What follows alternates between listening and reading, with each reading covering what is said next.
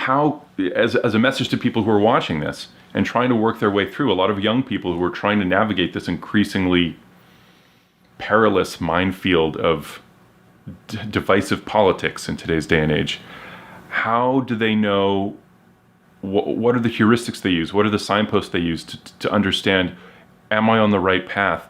Is what I'm being taught or is what I'm being attracted to politically motivated from a sense of what's actually best for the community that I'm nominally caring for? Well, that requires, you might say, well, that requires careful meditation and prayer.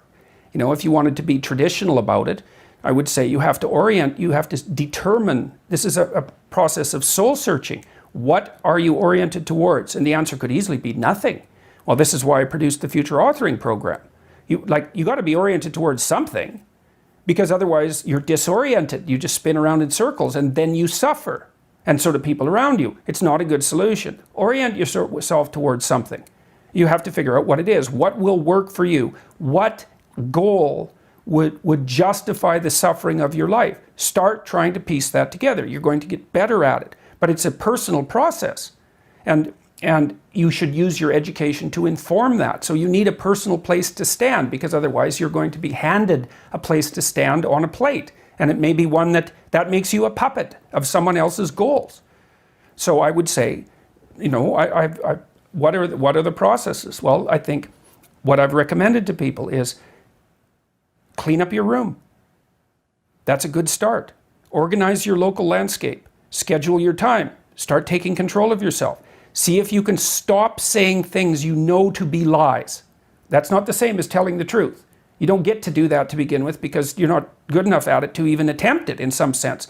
But everyone can stop saying things they know to be falsehoods. They can use their own damn definition of falsehood. Right, but in your definition, importantly, I think, in your definition, falsehood includes the higher level moral truth.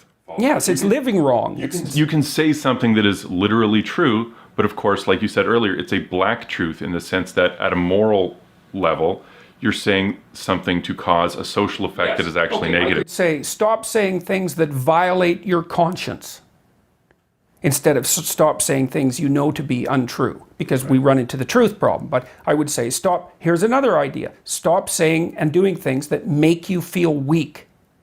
Just all you have to do is pay attention to that. Some things you do will make you feel disintegrated. It's a physiological sensation. Disintegrated and weak. It's something that Carl Rogers commented on. He thought about that as part of, now I can't remember the word. It's something like integrity. But that isn't the word he used. But some things improve your integrity and some things disintegrate you. Now, the things that disintegrate you, you often do to impress other people, or because you're taking a shortcut, or you're escaping what you know to be your moral obligation. And your moral obligation stems naturally from your aims. Like once you have aims, you have moral obligations. They come together because the moral obligation is what you need to do in order to obtain the aim. So, and if you don't have an aim, well then you're aimless, so that's not a solution. So along with the aims come the moral obligations. Then when you violate the moral obligations, you'll have a sense of that violation. It's like, well, you have to stop doing that. Or that's something you could do. You don't have to. You don't have to do any of this. But I would say that's where people should start. You start small. It's not small. You think it's small. It's not small. I had a girl come up to me last night at the end of my talk, and this happens all the time. She said, I started cleaning up my room last year, and it completely changed my life. She said, your room is an externalization of your mind. And that's right. That's exactly true. To the degree that you're in your room, the room is you. Now, that isn't how people think, but that's okay. It doesn't matter if they think that way. That's how it is. So straighten up what you can straighten up and quit saying things that make you feel weak. And then you'll know what to do next.